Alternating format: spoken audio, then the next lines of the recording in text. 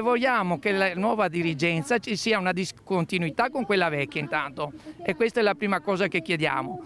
E questa discontinuità va proprio sul benessere organizzativo, sulle assunzioni e su quello che deve essere ascoltati i lavoratori. Hanno incrociato le braccia i lavoratori di CGIL e UIL dell'azienda ospedale di Padova. 24 ore di sciopero per infermieri e OSS, una protesta nel giorno in cui scade il mandato del direttore generale Giuseppe Dalben. Molte le richieste dei due sindacati. La prima è la discontinuità con la vecchia dirigenza.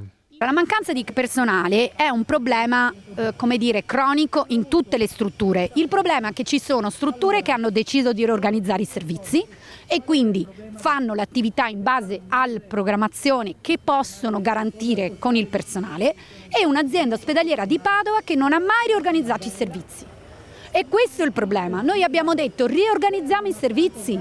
Cosa vuol dire riorganizzare i servizi? Vuol dire decidere di l'attività, rimodularla in base al personale che hai. La carenza di personale è forte. L'azienda ospedaliera rischia inoltre di perdere attrattività per i propri lavoratori. Io sono venuta da Roma in questa azienda perché credevo fosse, e credo tuttora, che sia una delle migliori in Italia, proprio perché è un'eccellenza. Il problema di questa azienda è che l'eccellenza è fatta da poche persone, perché noi siamo veramente pochi infermieri, pochi fisioterapisti, pochi radiologi, non vengono assunti, e il problema è dici non ci sono infermieri perché lo stipendio è basso, è il più basso nell'azienda ospedaliera di Padova, è lo stipendio più basso di tutto il Veneto, e solo questo porta i ragazzi giovani neolaureati che hanno studiato e hanno creduto e vogliono investire a dire chi me lo fa fare di andare qui quando posso andare in qualsiasi altra azienda.